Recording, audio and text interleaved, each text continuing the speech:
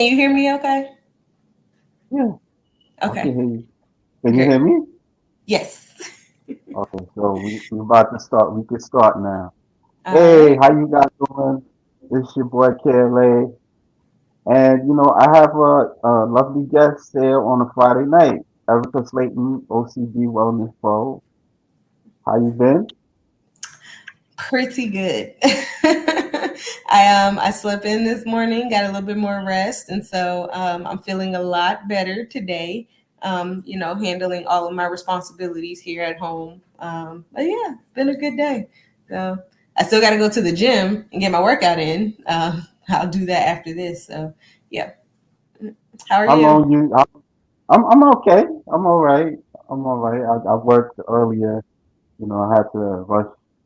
To do the interview. Like easier to do it. You know. Right. Yeah. So. I might as well just ask you the basic question: how you got started into bodybuilding? Okay. Well, I've been an athlete my entire life. I started dancing when I was 3, started playing sports, mostly soccer when I was 6, all the way through high school. And then when I got into college, I was focused on, school. And so I stopped playing sports and I realized like, okay, I have a huge appetite, but I'm not active like that anymore. So I started working out. Um, wasn't super consistent until after I graduated. And then what was it? When did I have my son? 2017. So in 2016, I met this couple and she was a bodybuilder and he was her coach. And I was like, oh, that sounds really cool. So I was about to start training with them. I think we only did like a few sessions and then I found out I was pregnant. And so I had to stop. Fast forward to last year. Goodness, wow, it was just last year. January 2023, I was about 8 months postpartum with baby number 4.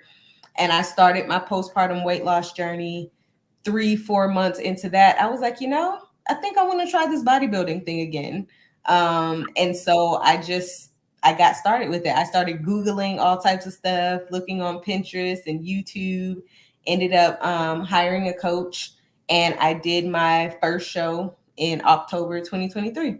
And I just did my third show last month. So yeah, that's pretty much the in a nutshell version of it. So When did you get your pro card?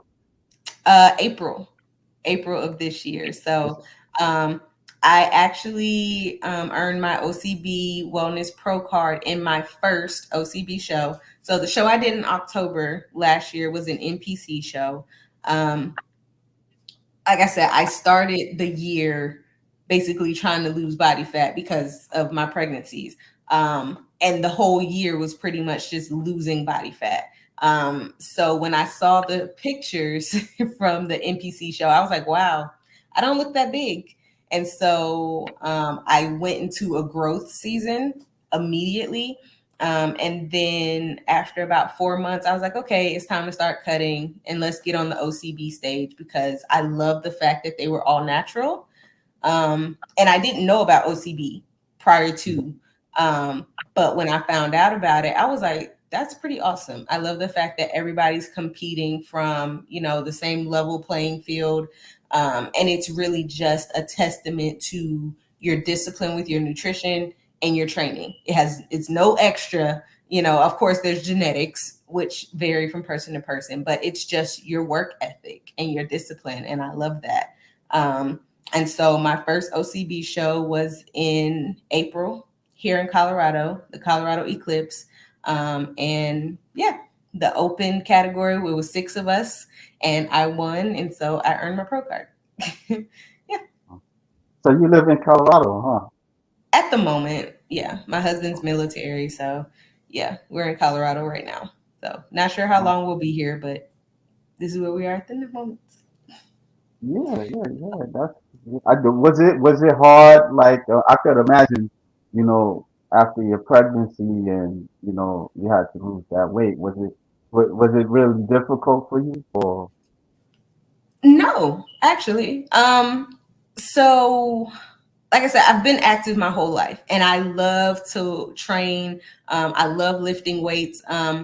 The only hard part, I think, was realizing that the deeper you get into prep, the weaker you are. Like you start to lose your strength because you're low on calories, you're fatigued heavily.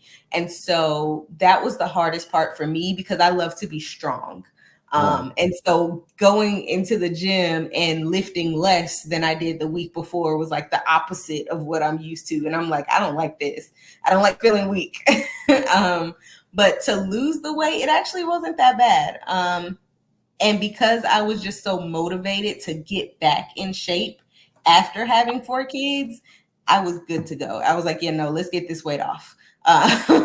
So, so yeah, it was hard to juggle bodybuilding with my kids at first. That much was definitely hard, but losing weight itself, nah, that was easy. How many kids you have? You don't mind me asking. 4. Oh, okay. Yep, That's they're all young, 7, 5, 3, and 2. So they're okay. all very young. Could it be like a distraction at times? Yes. So we have a home gym. We have a few pieces of equipment, leg press, bench, squat machine, Smith machine, that. Um, but I still prefer to go to the gym because if I work out at home, my kids are gonna come and join my workout. And of course, I love that they get to see me work out because that inspires them to want to work out and stay fit, which is great. My kids love to lift, and I love that too. The whole family does. But if I'm in prep, I need to be very focused during my workouts.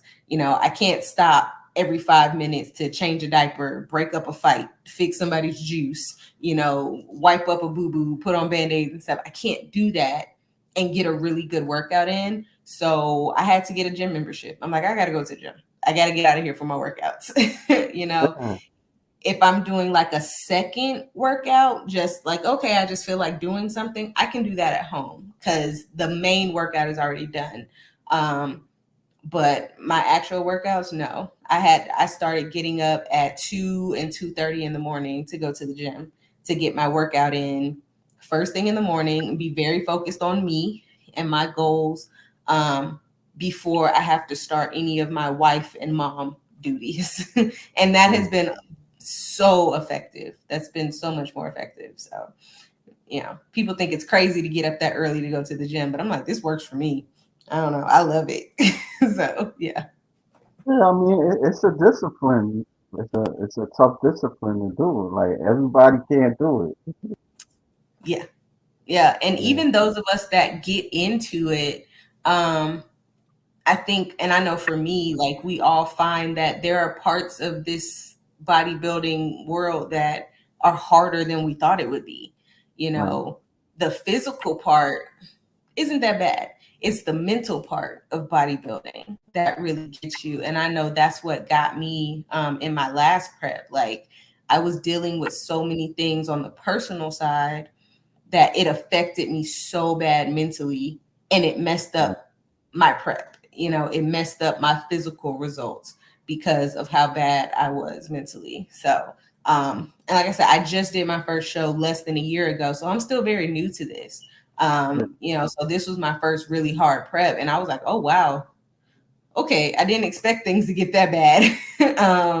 But it taught me a lot. Like it really helped me to see some of the gaps in my mindset and learn how to build some better habits and different techniques to handle those stressors if they do come up again while I'm in prep, because life doesn't stop. My kids don't just disappear because I'm 12 weeks out from a show, or anything like that. So it's like, okay, I have to figure out how to manage this if this is what I say I want to do, even with all of life happening still. So, yeah. yeah. It's trials and ever.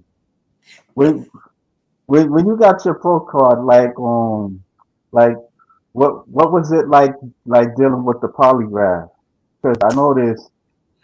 like if you get your pro card, they got to do like this polygraph to see if you used or anything like that.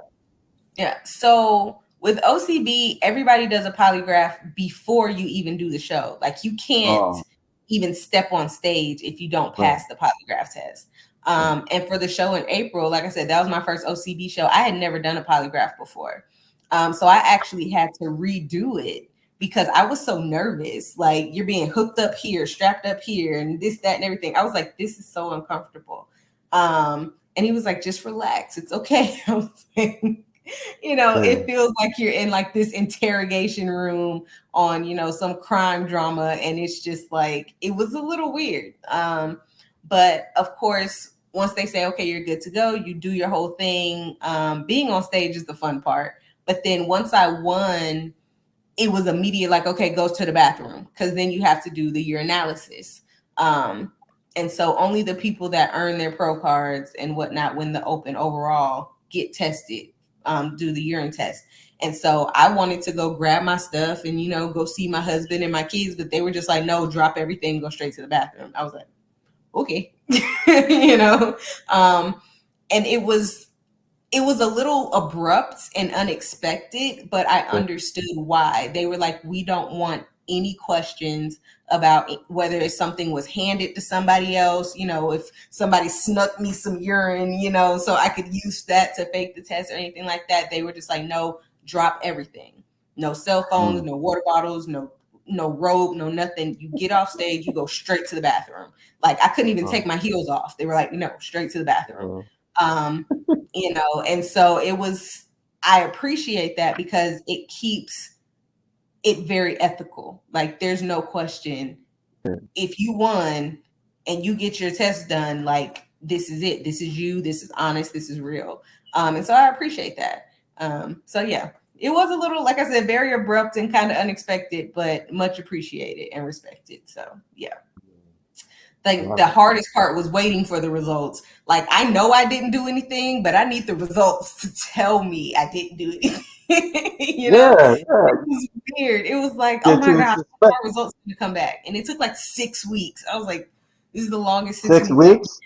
Yeah, yeah. It Wow. took about Oh, 6 weeks, so it felt like a lifetime. I was like, come on. And like I said, I yeah, knew I didn't take anything, but that anticipation, just waiting for it, is like, it's driving me yeah, crazy. So yeah, yeah. Wow. but I didn't yeah, know it was that tough. I just thought they do it in one day. Like you take the polygraph, but they do it like before like competition. Wow. yeah. So the shows are usually Saturday morning. You do the Yeah. polygraph Friday night. Okay. Like when you after you check in, do your athlete check in and like your tan and all of that stuff. So yeah, that's done Friday night. And if you don't pass it Friday night, you can't get on stage Saturday morning. So Um, so yeah, gotcha. it's just like, all right, you better get it together. So but yeah, so it's like I said, it was, if you've never done it before, it might kind of, Yeah. kind of freak you out a little bit, but it's really not bad at all. So yeah. So, but like I said, it helps maintain the integrity and the ethics of the OCB, which is super important, I think. So Yeah, yeah. because they want to do natural. It's not like other organizations where they allow that to happen. So Right. yeah, And I know I was speaking to some people before, like NPC has natural shows, but you only have to be natural for 6 months, right? yeah, Whereas OCB, they're testing for 7 years. They're testing back 7 years. And so I oh, I love that because on the NPC side, somebody could technically just be like off cycle. And get on stage and claiming, they're natural. And I'm like, well, yeah, that's not right. Because you're not going to lose all that muscle in 6 months, right, versus OCB. Like I said, that's 7 years. So most people on the OCB side, you've never touched anything. Or if you did touch something, it was a long time ago. And so 9 times out of 10, the effects of that aren't really prevalent. So yeah. out of curiosity, would you want to like move to NPC? because there's people that's willing to do it like the OCB. Like sometimes they don't have that many competitors. They'll Hmm. probably like have three or it depends, like the master class. Because the first show I went to, it like certain things they was doing. They had two people competing against each other Yeah. and stuff like that. So like would it would you feel that it's best to be in OCB than to move on to NPC? So when it comes to your federation, I think it depends on what you want to get out of bodybuilding. Because even the first NPC show I did, there were less competitors in that first NPC show I did than the first OCB show. Oh, My very first NPC show, there were only three of us in True Novice, and I think four of us in Open. So it wasn't that many. Like I said, I really think it depends on what time of year you compete, because at the beginning of the year, there's not a whole lot of people competing. You're coming yeah, off of Thanksgiving and Christmas. People haven't cut enough yet to get on stage yet. So there's very few people competing at the beginning of the year. Like I know someone, she won 3 shows at the beginning of the year, but she still doesn't have her pro card because the shows weren't big enough. right, She didn't compete against enough people to actually earn her pro card, and that right, sucks for sure. But then it also depends on where you're competing. There's some states and some cities that have a larger bodybuilding presence than others. If I were to go to Atlanta, there's tons of bodybuilding competitions and right, tons of athletes. Whereas in Colorado, there's a whole lot more now than there used to be. And Colorado is actually a pretty big state too, so I should probably pick a smaller place. But somewhere else, it may not be as many people. So it really depends on where you are, the time of year, and then the division. Wellness is still pretty new in the OCB. Wellness is still technically new in the United States altogether. Um, it's been big in Brazil and other yeah, places for a while, but it's still pretty new to the States. So there's less people doing wellness than there are bikini. There may be only 3 people in wellness, but there's 15 in bikini, right? Or, the difference between men doing bodybuilding versus men doing men's physique. So the division you compete in matters too.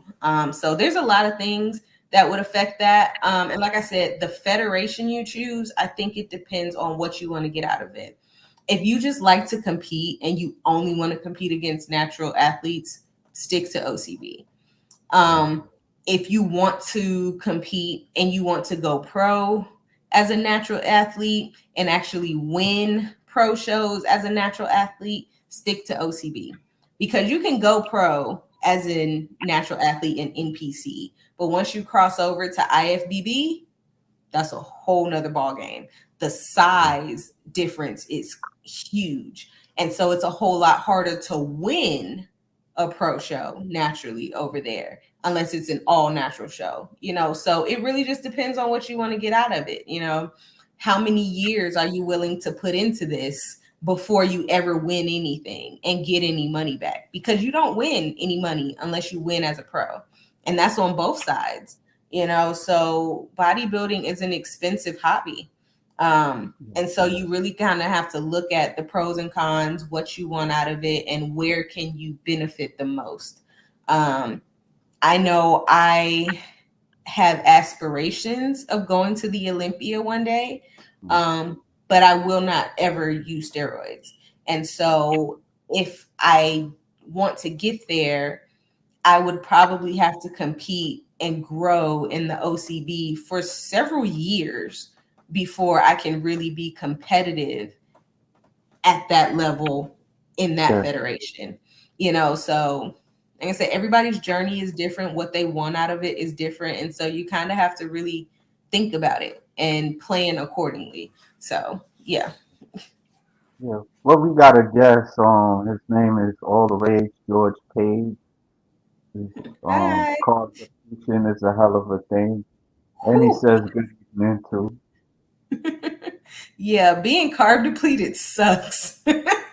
um, yeah, your energy just goes out the window. And I know for me, um, once again, I'm a wife and a mother of 4 young kids. My kids being aged 7 to 2, I have to have the energy to run around with them and to keep up with their schedules, especially now that we're back in school and everything, and to still work and do all the things around the house. And so on my low carb days or like the week before peak week, when I'm carb depleted and stuff, it is a real struggle. Like, I feel like I'm crawling almost all day long, like energy wise, like, and it doesn't just affect your energy, it affects your temperament. Like, I have to have more conversations with my kids. Like, mommy's not angry, mommy just doesn't have carbs. Like, explain to them, like, mommy is very irritable right now because it's just like everything drops when those carbs go out the window. And so, like I said, for me, especially learning that from this last prep, learning ways to kind of mitigate that and be Right. proactive when I know this is about to happen. I can't spend all day yelling at my kids because I don't have Right. carbs. Like, that's not fair to them. So, what can I do to kind of de-stress? What is it that I can do to make this, not so bad? So, like, I started changing up what I was listening to throughout the day. I would keep my headphones on all day, so I'm listening to music that keeps me mellow. Or I actually started rearranging the house once they got back into school so that things would be more efficient. Instead of, okay, Ayana, wake up and go get your stuff ready for school, I get everything ready before I wake her up. That way it moves a lot faster and I don't have to deal with her moving super slow and asking all these questions, and then we're late, and then this and then that. Being proactive, game changer. But yeah, like carb depletion, I had never experienced that before. Like I said, I've been an athlete my whole life, but it was always carb up, carb up, carb up. It was Yeah. never deplete and then carb up. So I never knew what carb depletion felt like until I got into bodybuilding, and it was just like, wow, I don't like it. You gotta admit, I don't like it. But it's Like, one of the things that comes with it. You just gotta deal. So like what was like the challenges like of just like letting go of certain carbs that you would eat? so carbs are life for me. Like, I love pasta. Pasta was Yeah. always my favorite food. Like, and then I love sweets. So, and even now, like, I Right. love to bake. I love to bake. I'm in the kitchen all the time baking cookies and cakes and brownies and stuff. My family ate so many sweet treats during my last prep because I couldn't stay out of the kitchen. I don't know what it was. I Right. wasn't eating all of them, but I just had this urge to bake. Um, and so I think giving up the pasta was hard in my first prep. After that, it really wasn't that bad. Because I also, like, I just love food, all food. I'm not gonna lie, I Yeah. love all food. So as long as I can have something I like, I'm okay. And I love rice, I love sweet potatoes, and those you can eat. And I actually really love vegetables too. So, okay, well, you can eat cabbage or you can have, green beans. I'm like, okay, cool. That doesn't bother me. Um, Not being able to eat sweets for a while though, that hurt. That Yeah. hurt. It's It's true. just like, Man. even on a cheat meal, like if I could get a free meal or a cheat meal, and this was something you just kind of learn trial and error, I realized I still can't do sweets when I'm in prep, even if I get a cheat meal, because sugar instantly goes to my love handles. I will see the results of the sugar on Yeah. my waistline the next morning. But if I eat a burger and a bunch of fries, I just see it in my muscles. And so in the first two preps, it was really hard to deal with that. But as I'm learning my body more, it's like, okay, what do you want your result to be, Ericka? Is this, a long-term satisfaction or is this a short-term satisfaction? So once again, just changing my mindset. made it a lot easier to deal with. It's like, okay, I can't have a cookie right now. That's okay. I'll have one after my show.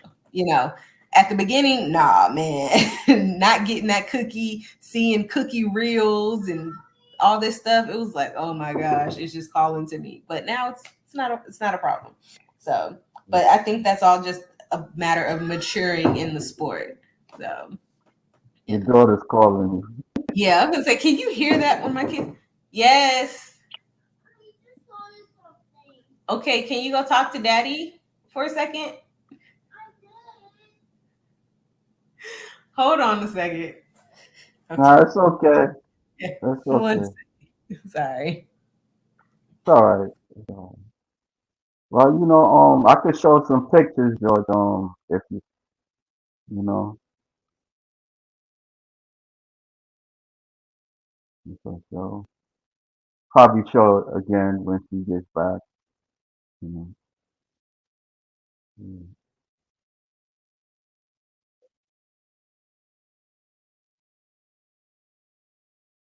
Yeah, yeah. I was just showing some pictures, of you. Oh wow, yeah. That's one of my favorites. Yeah, you look very nice. That Right. was from when I got my pro card. That was during my individual routine. And oh my gosh, I have so much attitude when I'm on stage. Like, Yeah. I've been on stages my entire life. And it's like I turn into a different person. Like, so, oh my Yeah. goodness. Now another one You of have my like an kids. alter ego. Yes, definitely an alter ego when I'm on stage. So yeah, like, goodness, I love being on stage. Like I said, I've been on stage my entire life and I've always been active. And so bodybuilding is like this perfect combination of the two. It's great. So Another he said sounds like they were trying to rob you and they told you to get butt naked. Yes, when they had to do the polygraph. Yeah, that polygraph is something else. yeah, I mean, like I said, it's excuse me, something's in my throat. It's definitely a different experience if you've never done it before, but it's you get used to it, just like anything else with the sport. Oh my goodness, why is my You daughter calling me? singing a song, huh? Yes, like this is what I hear all day long. And like I said, my husband is home, so it's like, why don't you go to your daddy? Why do you keep calling me? So How do your husband feel like you bodybuilding, like with the changes and the prep and stuff? Like, does he back away from you during that time? no. So my husband is very athletic too. My husband is actually my coach. He is my Yeah, trainer. So I'm a nutritionist. He's a personal trainer. yeah, So he manages all of my actual training programs. And I build my meal plans. I think like he is super supportive and he is all for me chasing my dreams and everything like that. Sometimes we blur the lines between husband and wife and athlete and coach. I know in the very beginning, when we would work out together, I was like, okay, goodness, I need some water. I found myself getting irritated with my husband when he was mm, coaching me. And I was like, Ericka, this is your coach trying to optimize how you are doing the workout. It's not your husband critiquing you. And so I had to make that mental separation there. And even other things like, okay, hey, I'm so and so many weeks out from a show. I know you want to cuddle right now, but I gotta wear this sauna suit so I can dry out, or whatever. And so I gotta go sleep on the sofa because I'm finna be bundled up and that's not gonna be comfortable for you. And right, so the more shows I do, the more we both understand, okay, this is what it's gonna look like so many weeks out from a show. I've started going to bed earlier because I need to get more rest. Like I said, I get up at 2 and 2:30 in the morning to do my workouts. So if I want to get 7 hours of sleep, I gotta be in bed by 7 o'clock. But the kids don't go to bed till 8. And so it's like, okay, hey, I'll do everything throughout the day, make sure dinner's ready, the kitchen's clean, but I need you to give the kids their bath and get them in bed because I gotta go to sleep. So we're both learning and adjusting. Like I said, I've only been doing this for about a year now, and so I hope y'all can't hear her too loudly calling me. But but we're both learning and adjusting. And we have a coaching business together where we coach lifestyle clients and a couple other natural athletes as well. And so the more that I do, it helps our business in terms of getting more clients in, but then it also helps us to better learn what prep looks like and what goes into it, and to be able to better coach our athletes as well. And so, it's a journey all in itself. It's like, so we have the parenting side of our marriage, the actual marriage part of our marriage, and then we have the business part, and then we have the coach athlete part. Like, so there's so many facets of our relationship. It's never boring. It is never boring. But sometimes it is hard to separate the two. But he's, like I said, he's 100% supportive. I was in shape when he met me. And he loved me and gave me more grace than I gave myself, even when I had my pregnancy body. And I was just like, I don't like this, so his feelings toward me or anything like that have never changed. And now I think he's even more proud of me because I didn't let I have 4 kids kind of be an excuse to let myself go, so to speak. It's like, hey, you really went out there and you did it, and so yeah, no, my hubby's awesome. So Yeah, that's dope. That's cool. yeah. That's cool. All the way George said you might have to do a part 2. Look, maybe even say I could talk. I have so many things I could talk about, and I talk a lot. I don't. I'm not. I'm not mad at that. I'm not really a talker. At times. I'm more of a. I try to listen, absorb like what people saying and stuff. And I'm not always a great listener. But yeah, like what was like the training like for you? Like working out and like your workout routine. So, for the most part, I have done 3 lower body days, 2 upper body days. But we have switched it now because my lower body is pretty dominant, which of course for wellness it's supposed to be. But competing in OCB, I've actually found that I have more muscle mass than most of my competitors. A lot of so at my pro show just 3 weeks ago, I had bigger legs than everybody there. But my shoulders were smaller than almost everybody. And my conditioning wasn't as tight. And so doing that first pro show, it kind of showed us where we need to shift our focus to really nail down my conditioning and bring up my upper body a little bit more, really cap off my shoulders some more. Overall, like the judges said, I have a great shape, but I got to dial it in a little bit more. Like I said, the conditioning has to come in. But once I do that, man, it's going to be crazy because my quads are already massive. Like I said, I started dancing when I was 3, playing soccer when I was 6. So I've been building my legs my entire life.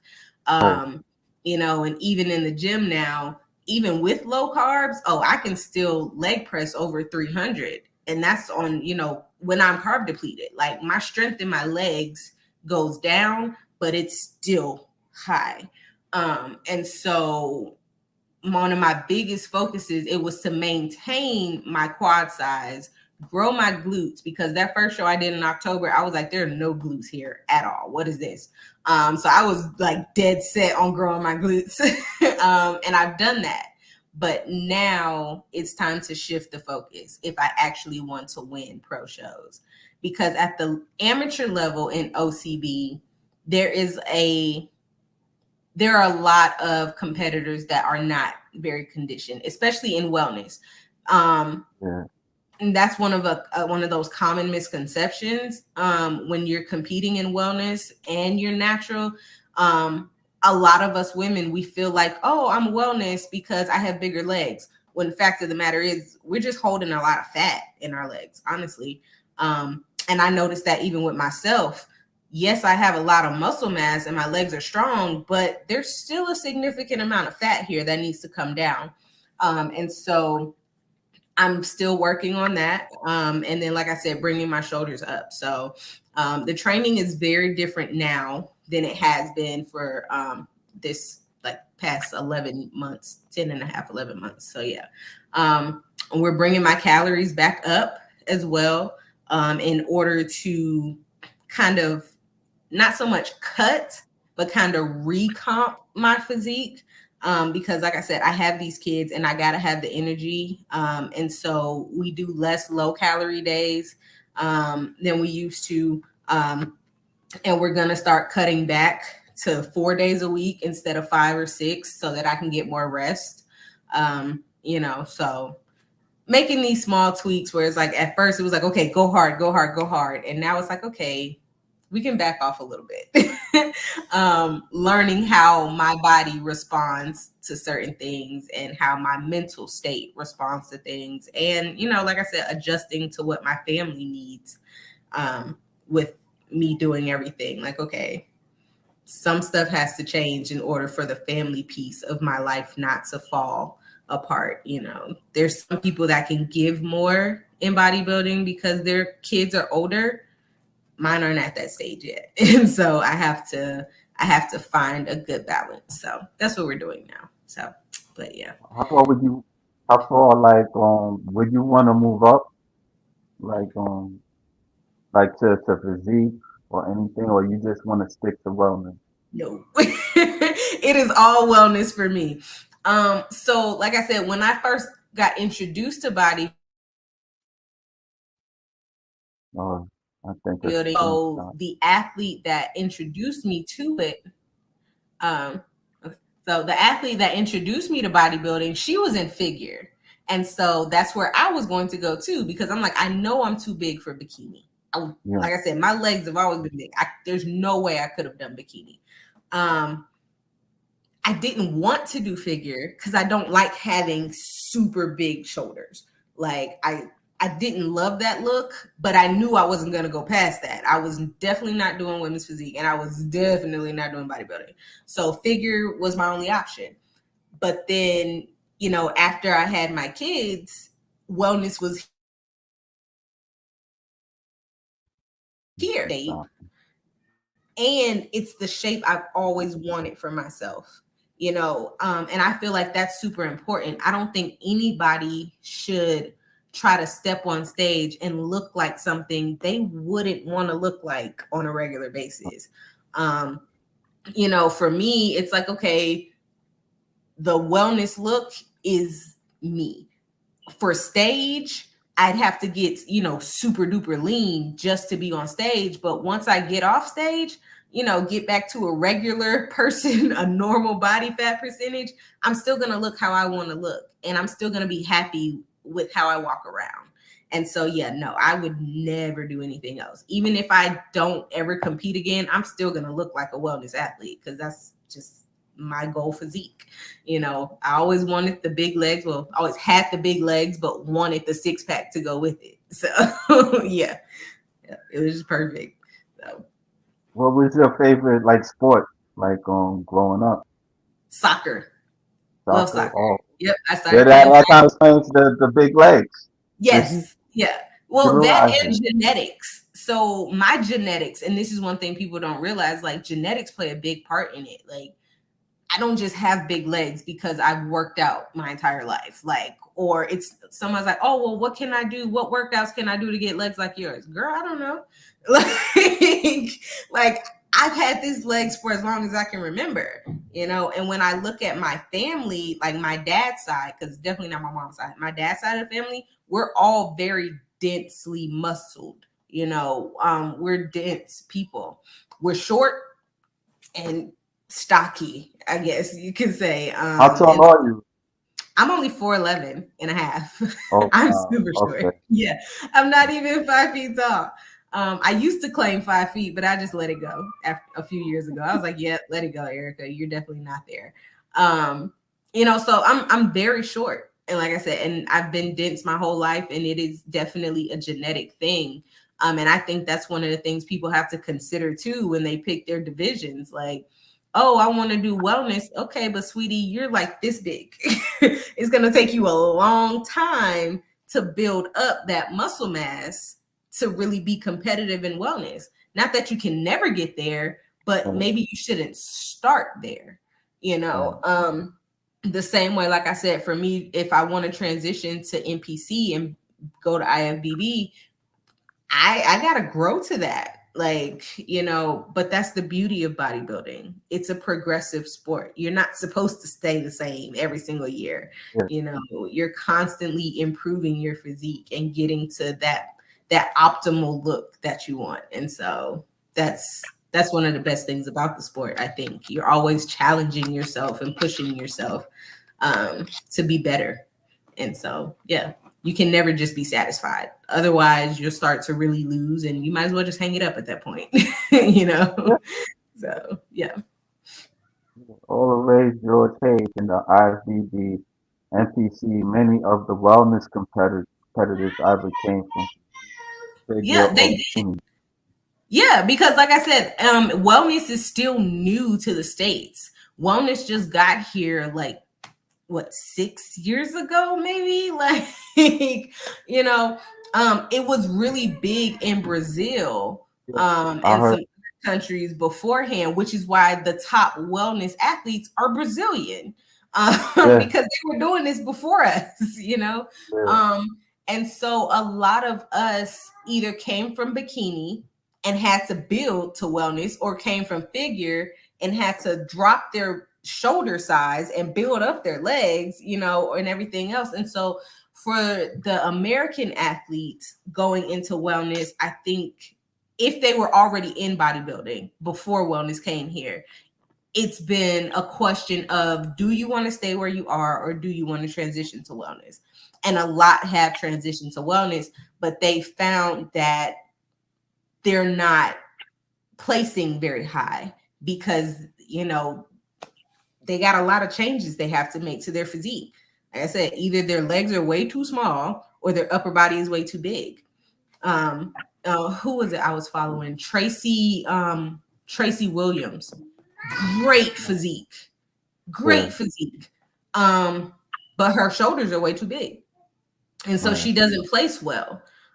For her first 2 years in wellness, she didn't place well because her shoulders were way too big. And now her shoulders have come down, but her glutes still aren't big enough, and so she's an IFBB pro, but she became a pro in a different division. But now she's competing as wellness. And it's like, okay, you're almost starting from the bottom of the barrel again, from the back of the pack. And so, there are more American athletes that are beginning to rise in wellness, but it's still taking us some time to catch up to the Brazilians. But we're gonna get there. We're gonna get there. So we started behind the curve, but we're coming. I know this person, right? She's not a bodybuilder, but she has like these big calves. She Mm-hmm. calls herself the queen of calves, and so I thought at first I thought she was a bodybuilder, but she said that it was genetic. Mm-hmm. Her mom's had big calves, or she had big calves, Yeah. and so she kind of do the fetish thing type of thing. Yeah. So Yeah. but she was thinking about doing bodybuilding. Cause Mm-hmm. I was telling her about like in Brooklyn I wanted to take her there, well invite her to see a show, but she didn't. But she wanted to see about bodybuilding, like she do like workouts and stuff like that. Yeah. So Yeah, it's genetics is a big thing, especially with calves. I have big calves. like My husband does not, and he hates it. But there are a lot of guys that don't have big calves, and it's not because they don't work them. They're just genetically their calves don't grow. Me, right. I don't work my calves, but Mm. they're big. you know, my calves look great. I don't work them. I don't have to. Right. Like I said, it could be from the years of dance, plus soccer, but then also genetics. You know, it everybody is so different. And this is another thing that I love about bodybuilding. Like what workout plan works for me might Right. not work for the next person because we're Yeah. not built the same. You know, there are a lot of people when they're trying to grow glutes and stuff, they do super heavy hip thrusts or really heavy squats. Did his tooth come out? Your other tooth came out. Congratulations, man. My son's second tooth just came out. I Good remember job. my teeth came out when I was a kid. It started getting shaky and then it just pops out. Yeah. All right, man. I got you. So, but yeah, um, yeah. So, like I was saying, there's some people that do really heavy hip thrusts or really heavy squats. I can't do that. I'm a quad dominant person. So if I do hip thrusts over like 150 pounds, my quads take over and I lose all glute engagement. So for Right. me to grow glutes, I have to keep the weight heavy on those compound glute movements, or I can only really do isolated glute movements. And I wouldn't know that if, I wasn't really paying attention. And that's another thing, that mind muscle connection and really paying attention to your physique when you're training is important. This is why hiring a coach is important too, because if you just say, oh, I'm going to do what so-and-so's doing. Okay. A year later, you could look completely different. And you're wondering like, well, why isn't this working for me? Well, because you're not her, or you're not him. And so it really becomes a sport of learning yourself. And like I said, when I played soccer, I loved it, but I was never as in tune with myself as I am now. I never paid attention to the foods I ate and how they affected me, how they affected my muscles, how they affected, my digestive system and stuff like that. Some people, they can't eat red meat during a prep because it makes them bloated. They could eat the same amount of calories, but it can't be red meat. These are things that you don't know until you really start to pay attention to the things that you're putting into your body and the exercises that you're doing. And so, even if I stop bodybuilding today, I've learned so much just in this past year that I'm going to be able to keep with me. Like, I'm going to be able to have the most amazing physique just from what I've learned about myself and how my body responds to things in this past year. And so I would almost challenge anybody to go through one prep, go through at least one prep just to learn some stuff about yourself. Because that's like they say, oh, well, you never know somebody until you live with them. You don't know yourself for real until you've gone through a prep. Like, you do I, not really know. No. I don't know like if this is a comparison, but I was a vegetarian at one point, and Okay. that wasn't easy. Just like giving up certain things, and I was doing it because of health issues. Mm-hmm. Because my doctor at the time, he was saying that for somebody your age, you your cholesterol is very high. Mm-hmm. So I just kind of like you know I would read books, but then I would kind of like drop certain things like meat, chicken, and fish. I was just like just like eating like rice, brown rice, and vegetables a lot. Yeah. Sometimes I don't. I went through my trials and error too. Because it because certain things I knew I wasn't doing the right thing as well too. So, Yeah. but it wasn't easy at the time. But I was getting used to it though. That was the thing. That's the only type of discipline like with the I. But then I had to.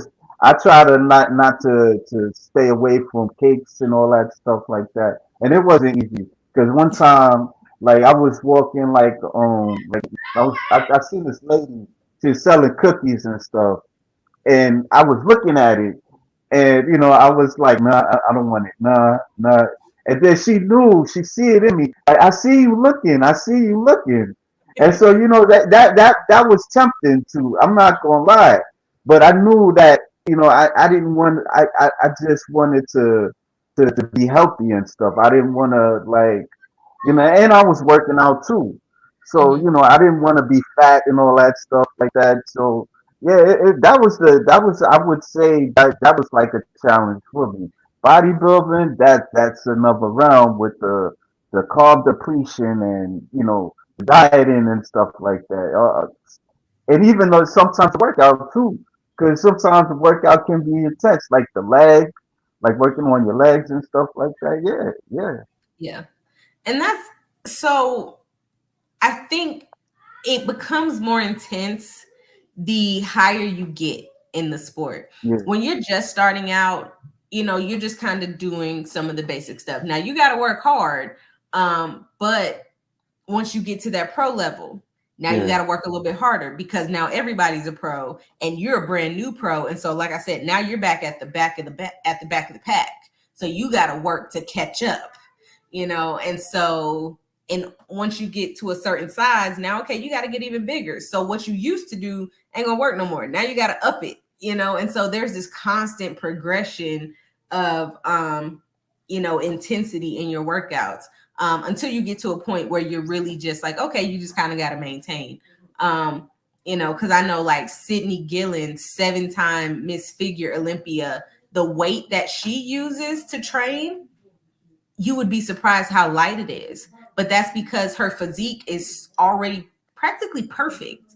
And if she were to lift too heavy, now she's going to grow when she doesn't need to. And so once again, it becomes, everybody being different. Um, you know, so it's it's definitely something that, like I said, you're constantly progressing. You go through phases. Um, you know, I've gotten to that point where I don't have to work my quads as much. I just maintain my quads. But these shoulders, shoulder day is brutal because they're too small and I gotta grow them, and so, but it is a different thing. Like I said, my husband and I, we coach lifestyle clients and then we have contest prep clients. Lifestyle, there's a little bit of leeway because you're just trying to get a little bit better. You're just trying to become healthier. You want to be more active. You're not trying to get down to 5% body fat in 16 weeks to get on stage to win a show. Not the same thing, right? And so you don't have a hard deadline. You don't have a hard goal like that. And so the intensity isn't the same as contest prep. So bodybuilding definitely is a bit of an extreme, which is why not everybody does it. Not everybody can do it. And even those that do it once don't always come back and do it again. It's like, Right. okay, that was fun. Not doing that no more. But for some of us, it's like, ooh, this is addicting. Like, I just like you start to see your potential. And it's like, let's see how far we can go with this, which is why I think some women keep going up in divisions. They might Right. have started in figure, but now they're bodybuilding because they just kept chasing that potential and never stopped. I have a stopping point. Some people don't, and it's just like, I just want to see how big I can get. No, I don't want to do that. It has What's limits. what's your, what's your stopping point? Um, so I never want to lose my femininity. Okay. Um, once I'm a wife. Like I want to be attractive to myself and to my Right. husband. Like if my Right. husband's not attracted to me, okay, we can hang this up. Like because if I get hurt and I can't bodybuild again, I'm still married, So, at the end of the day, whether I'm in season, off season, whatever, I'm still married. And I want my husband to be attracted to me. And if he's not, that's gonna cause some marital issues. And I ain't trying to have that. But even before, like I said, I do wellness because that's the look I want. Right. I would never build my body up to a figure physique because I don't want to look like that. I am not going to feel good when I look in the mirror. I'm not going to feel attractive when I walk down the street. I'm going to be like, I bet I look like a linebacker right now. And I'm going to be trying to cover up, you know? And so it's not a weight thing. I don't care about weight. It's really just a look and a confidence level. So, you know, I've always had big quads, so I'm okay with having big quads. I'm okay if my quads get a little bit bigger. I don't want to have like striations and be super duper lean and be unhealthy. Nah, no. Like I said, I love food, so I don't see that being an issue. You know, I only give it up a little bit for prep, but other than that, I'm gonna eat. You know, so yeah. But as long as I have a physique that I love and my husband loves, I'm good. So anything beyond that is a no-go. I don't care what somebody else. Well, I'm gonna show it. Like I put together this highlight film, like video clips of you working out, and you can check it out. Let then the viewers too. Okay.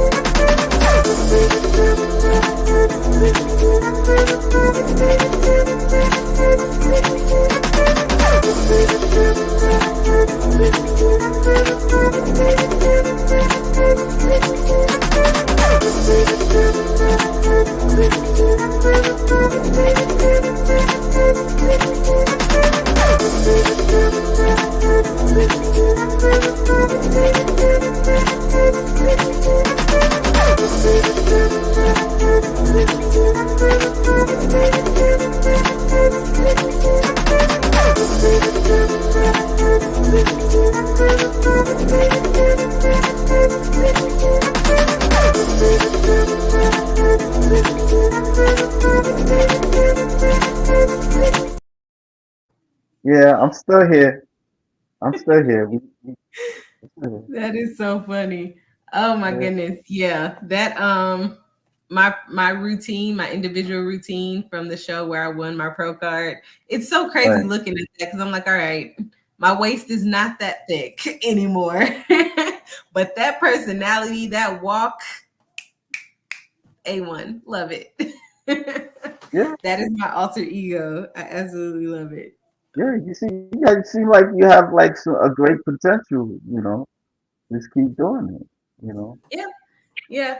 And that's what I keep trying to tell myself. Like, okay, Ericka, you may not get to the top like in the first year, but you can get there. Just keep going, So yeah. I've gotten a lot of positive feedback from judges and even other coaches and athletes. So I feel good. So. Do you feel like intimidated with the judges, like knowing that you don't know what they're gonna give you, like in terms of placement? No. It's always interesting to see. So I am kind of studying the sport as well. So I always challenge myself to look at like other shows to see, okay, how do I think they're going to place? And so I generally know how the placing is going to go before the show. With my first OCB show, I knew. With my second OCB show, I wasn't sure if I'd come in 5th or 6th, because oh my God, that was such a terrible show for me.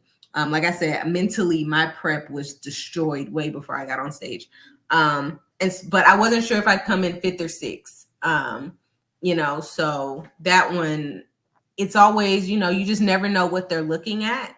And because every judge looks at something different, some judge might care more about muscle mass, while another judge might care more about conditioning. Whereas another one might care more about your presentation. And so, you can never fully predict it. But I do like to try and see what my thoughts are and how they line up with how things play out. But at the end of the day, like I said, this is a progressive sport. It's all about improving. And so I want the judges' feedback. I want to know how they thought I stacked up against these other athletes.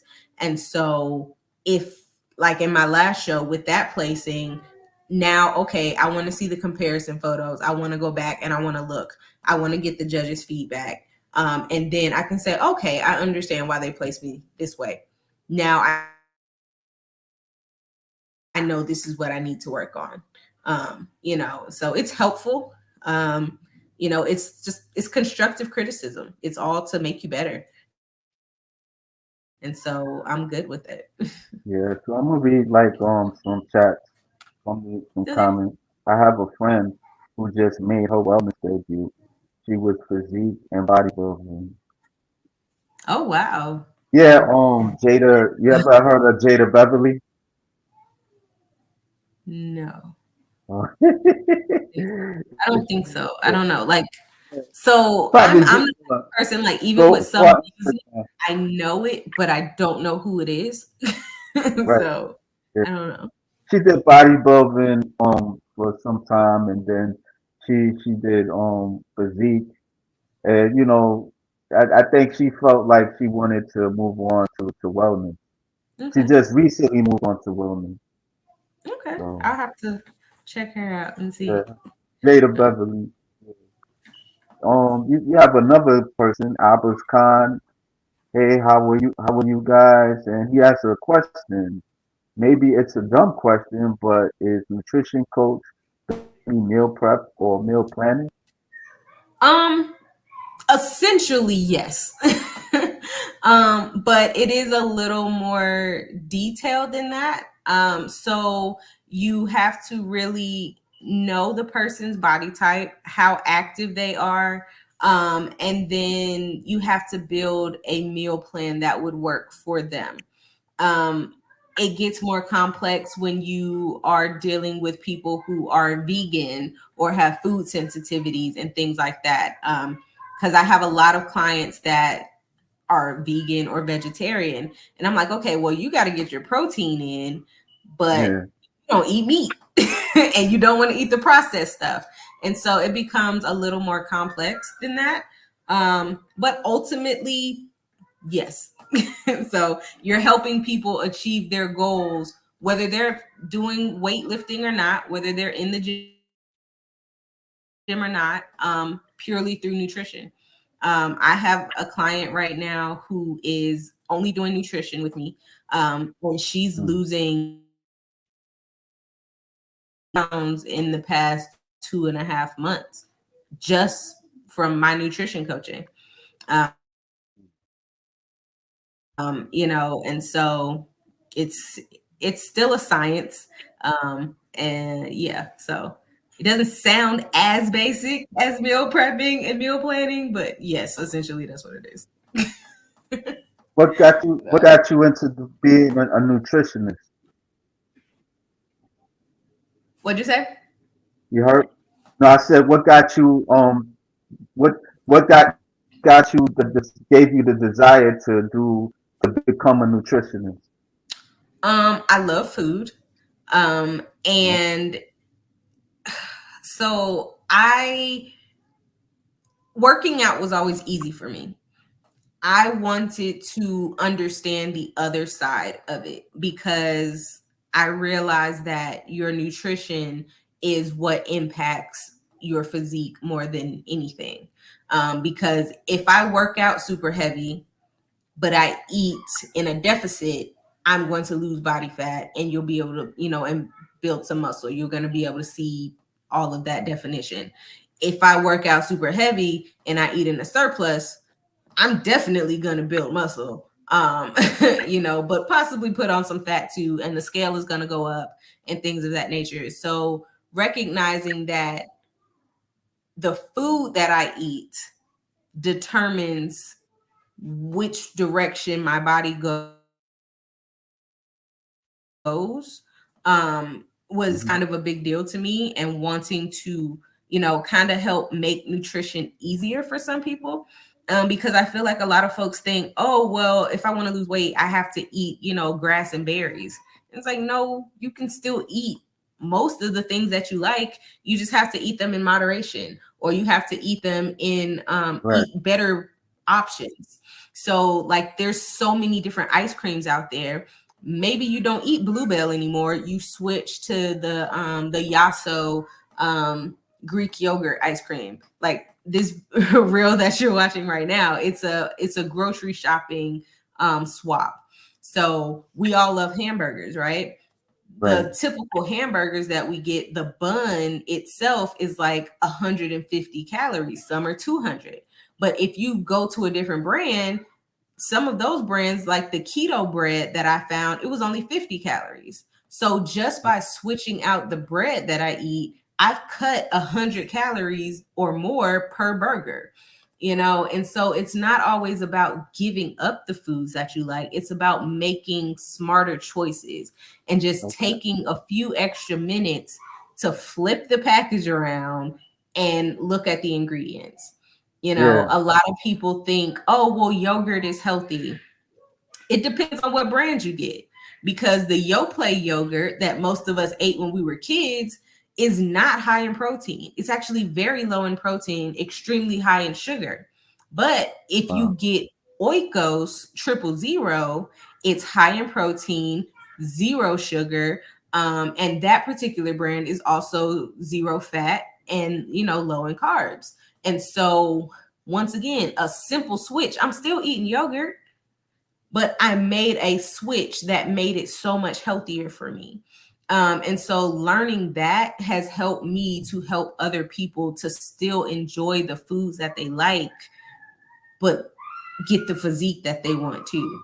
And plus, like I said, my husband and I coach together. He knows the training side of it. He's a personal trainer. And so it made sense for me to become a nutritionist so that we could give our clients both sides of the equation instead of just one. So yeah. I'm telling you, like that Greek yogurt, I'm not feeling it. I don't like it that much. I've I tasted love some Greek of. yogurt. I don't know, like some. I mean, like even like the plant-based food, like it's just, oh man, it's horrible, man. Yeah. I remember I tasted like the plant-based chicken or something like that. I didn't like it. I didn't. I mean, like but Yeah. I do like what kind of what did I like? Maybe some things like drinking stuff, like the protein drinks. It's okay, yeah, because there was like this protein drink I was drinking. It's okay, but majority of the times I Mhm. don't know with the plant based meat. Nah, I'm not feeling. Yeah, most plant-based stuff I'm not a fan of either. Like, I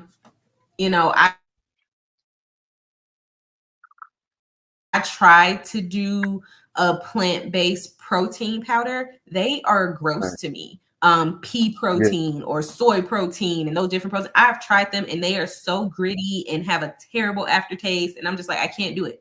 I don't care if it's somebody says it's healthier. No, absolutely not. I'm not gonna do it.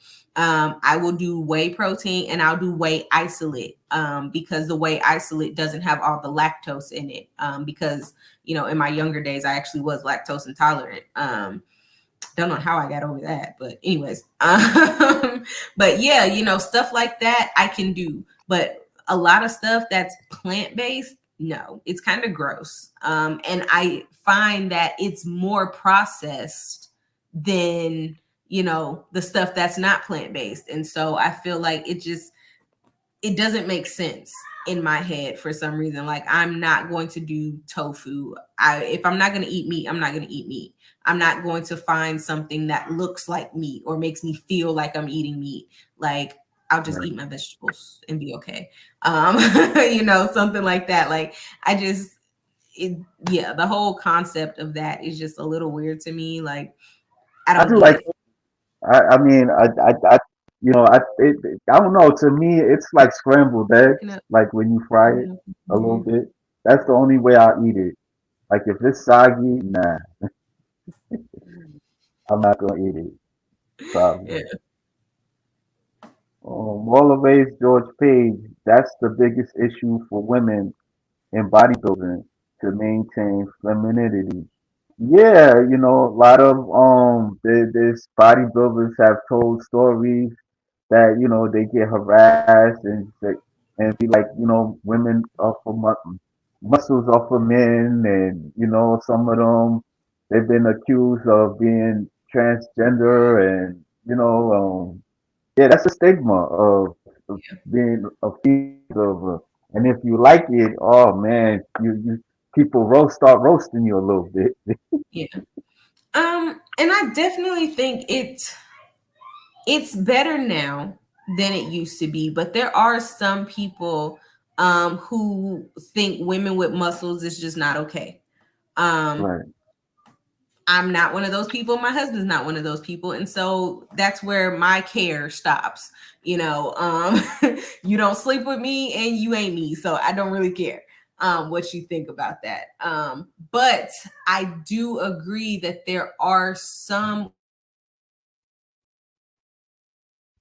women that get very hard right, muscular wise.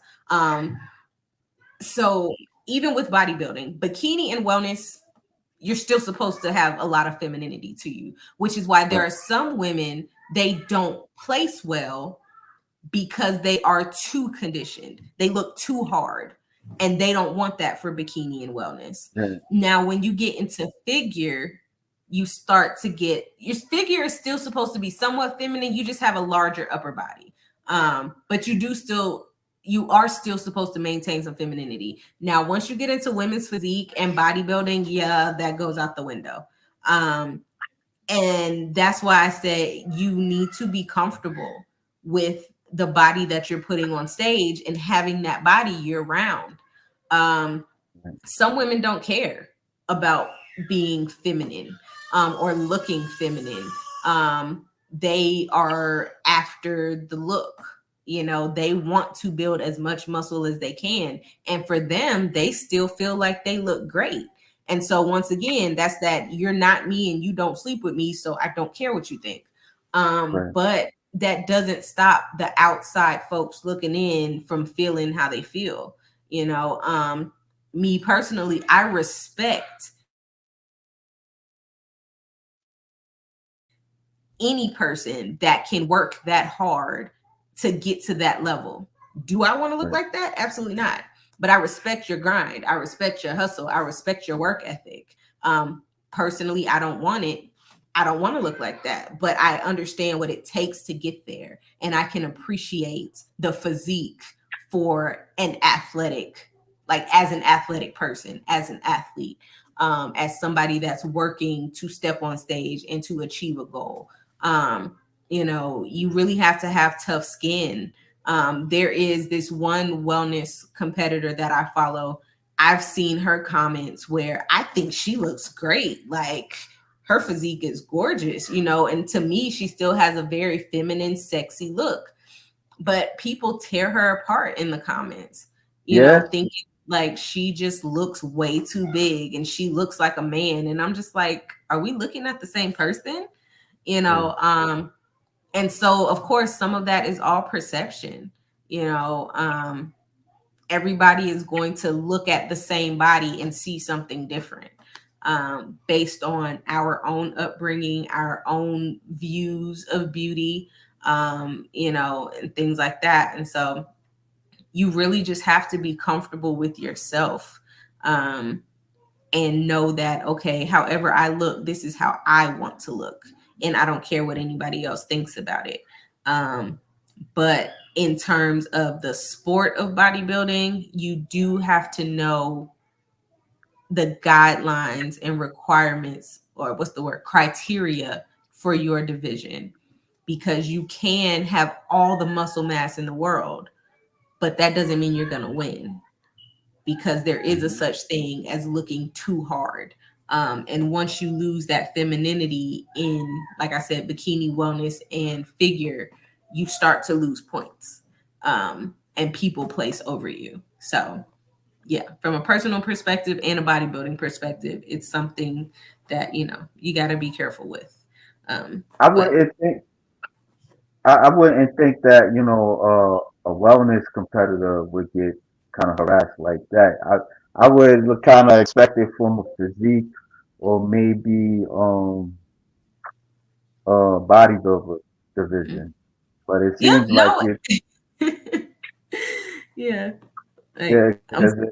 because I know like certain organizations like the Arnold Classic where he cut it off um bodybuilding, physique, and figure, and he totally kept like fitness, wellness, and bikini.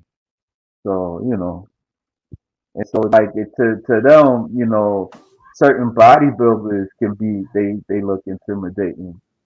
So Mhm. I was watching like this Yeah. movie. It's called Pumping Iron 2, and this is bodybuilder. Her name was Beth Francis. I don't know if you ever heard of her, but Mhm. she was like one of the she's like a pioneer, like if I can say, like in the 80s.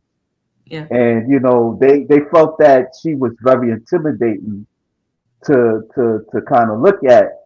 She wasn't like feminine enough because she was bigger than most of the bodybuilders. They Mhm. looked at like at the time the bodybuilders then they looked at like the I would say maybe between figure and bikini, if I could Mhm. say that. Yeah. So, but with her, it was one lady judge that didn't like her, like didn't like her look at all. Yeah. She to her, she looked at like a beast, like Yeah. and the thing is, the audience they loved her, and she performed well on stage, and they placed her like the eighth placement. And like I forgot how many competitors that were in, but I felt like, in my opinion, she could have been placed like fourth place at that time. You know, Yeah. yeah, Yeah, and that's why there I know a lot of athletes that have done one show and not right. done another one. Like I said, at the amateur level, because they realize how um subjective it is. Like I said, there's multiple judges, and they may all see you in a different way, or compare you to the other people on stage in a different way. Like I said, somebody may care more about muscle mass, some might care more about conditioning, some may care about presentation and things like that. And so you can become a victim, so to speak, of just somebody's perception, what somebody thinks. They might feel like you just look, like I said, too hard. You look too big or whatever. And especially back then, when women with muscles was not a big thing, you know, even I'm gonna when show they you. were bodybuilding, Right. back then, they were a lot smaller. Everybody's gotten bigger. Everybody in 2024 is bigger than they were, in the 80s. The whole entire sport, every division has gotten bigger. You know, Yeah. um, what would This is she what I'm stack talking. up like against them now? She'd be tiny compared to them now, and so it's really just it is somewhat of subjective sport, Right. um which is why it's still somewhat hard to determine who's gonna win sometimes. uh, Right. but that's one of the things that makes it interesting too. So yeah. Oh Yeah. goodness, it's almost 7:30. Yeah. So what's your thoughts on how bodybuilding has evolved? So I am still very new to bodybuilding. Even just not just competing, but even my knowledge of it. So I can't say that I have like a huge, history just up here to pull from. But in all of the things that I've watched, even over the past couple years, I feel Right, like there are some evolutions that are not all positive. I feel like bikini now, especially at the IFBB pro level, I feel like bikini's getting big. um, yeah, I do appreciate the fact that from what I first saw bikini as, like I said, when I was interested back in 2016, I like the fact that there is more muscle now. Because one of the things I didn't like about bikini back then was it just looked like a bunch of skinny girls in bathing suits and heels on right, stage. And I'm just like, right, that's not bodybuilding. You just skinny. And so I do like the fact that more muscle mass is required for bikini. However, right, I do feel like there are a lot of bikini athletes that are getting a little too big in the lower body, and it is starting to merge a little bit, blur the lines a little bit with wellness. Um, and then even with wellness, I feel like there are some wellness competitors where it's like, okay, yes, you have to have muscle mass, but their lower bodies, like their quads are huge to the point where it's so overpowering. And even with some of the men bodybuilders, I think so many people get obsessed with size that they lose the balance and the proportions. Um, and I don't like that part of it. Like I said, I love the fact that the sport forces you to have to continue to progress, but I think this evolution of bigger is better because that's what it looks like. I don't like that. I feel like right, it's blurring the lines a little bit too much from division to division. Um, each division is different for a reason. They have a different criteria. And so if you start letting people win who are technically bigger than what the criteria states, then it's gonna just mesh stuff together in a crazy way. And I don't think that's good for the sport. I think men's physique needs to stay men's physique. Classic needs to stay classic, and so on and so forth. But that's just me personally from what my little knowledge is. But then it's also kind of a negative when it comes to like the steroid usage. I love the fact that the OCB is growing. I'm seeing so many more OCB athletes, and it's just like, yes, there are people that want to bodybuild but are not interested in steroids, and they're not willing to compromise that. And so I love right, that. But on the other side, I know people that do their very first NPC show. You've never done a bodybuilding competition before, and you immediately jump on steroids. And I just don't think that's healthy at all. I don't like that. Like, you don't even know what your natural potential is yet. And you just jump straight to I think even though you do still have to put in the work to achieve the physique, I think it cuts out some of the true grit and desire behind it. Like, you have to really want this, and do you want it bad enough to work for it without the extra? you know like, are you willing to do what it takes to, like I said, for us natural competitors, when we're in a deficit, we run the risk of losing muscle mass. There are steroids out there that allow you to maintain that muscle mass. And so for me, especially if you've never competed before, like, you're coming out of the gate kind of cheating, so to speak. Like, you don't even want to try to do this naturally. It almost feels like, do you not believe in yourself enough? But but that's just my personal thoughts on it. It could be something completely different for somebody else, but I don't like the fact that it's almost glorified and perfectly okay to just jump on steroids because you once it just automatically decided you wanted to become a bodybuilder one day waking up just because. And the biggest issue is that they're starting younger and younger. Like there's bodybuilders and they're just like, ooh, I'm gonna jump on gear because I want to look like that. And so yeah, that's my thoughts. Would I you want just would would you want to be a promoter of the OCB, oh, like I an would love OCB promoter? I would love to one day. One day. Not yet. I definitely haven't been in it long enough. I want to learn more. I want to coach a whole lot of athletes first before I start, before I decide to say, hey, okay, I want to be a promoter. Um, but one day I would love to. So yeah, years down the Yeah. line. They'll Like probably be like, how long they been like now? I just asking like how long they been around, like since 2003. huh, you breaking up. I can't hear you. Can you hear What'd you me? say? Yeah, I can hear you I now. was asking how long they been around. Maybe 2003, because I was kind of like looking at the website a bit the other night, and hold on. How long Um, has OCB been around?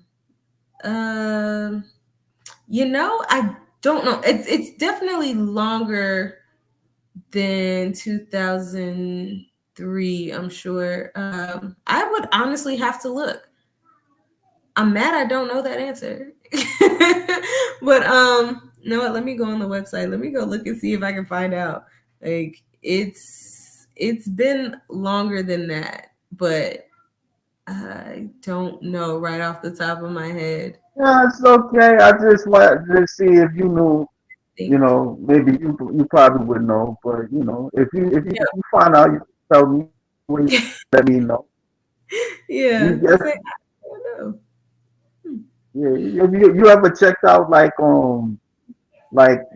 looking at other bodybuilding shows? Like, did you ever check out the Rising Phoenix or Yes.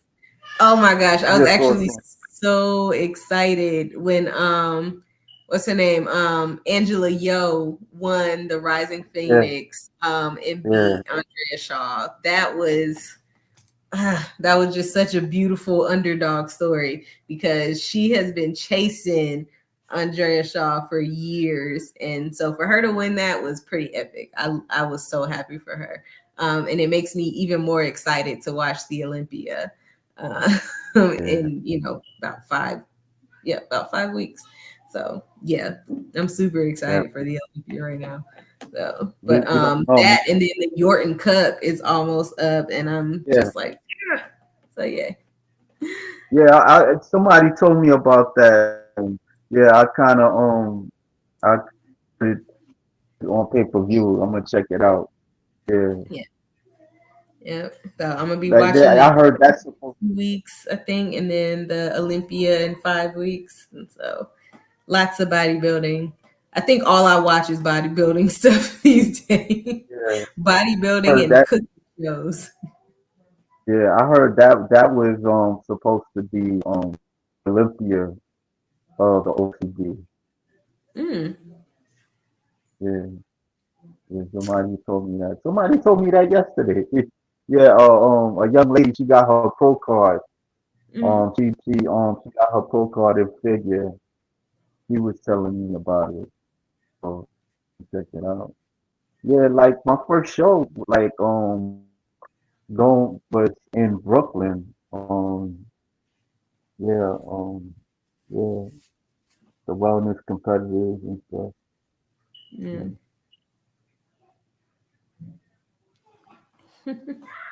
Yeah. So what's your plans? Like later on this year, like you gonna take a break or I wanted to do a show, another wellness pro show in November, but I'm not sure if I'm gonna do it or not. Probably not. Um, just because I started prep in January of this year, so I've pretty much been very bodybuilding focused all year long. And it would be good to just kind of pull back a little bit. Still training all the time, of course, like I said, multiple times throughout the week, no less than 4, even in off season. And still eating on a meal plan, but it would be more so to grow as opposed to, cutting, and being in a serious deficit. So yeah, probably just gonna take the rest of the year to just be mom and wife and focus on improving my physique and getting ready for next season. But it's always just kind of, it's a conversation between my coach and I / my husband and I, to Yeah. say, okay, do we think this makes sense from a coach athlete perspective and from, a husband wife family perspective? And so yeah. So yeah. Do But you I have will definitely opposing be back on stage next year. do you have opposing coach also in wellness? um so no, not at the moment. I did work with someone for posing for my April show. Yeah. But she was in prep for when I was in prep for my second show. She was also in prep and very focused. And so she and I are friends, and I didn't really want to bother her. So I was just maintaining my posing by myself. You know, so yeah, at the moment I don't technically have a posing coach, but posing actually is my strongest point. Yeah. So, coming from a dance background and all of that, posing is actually, really easy for me. I can do that quite well. So, yeah. But but yeah. So, How many technically no. days you spend how many days you spend like in the gym daily? Um, Lately it's been 5 days a week. Like I said, we're about to switch to 4. But Okay. yeah, 5 is typically where I'm at. At one point, I was doing 6, but that didn't work.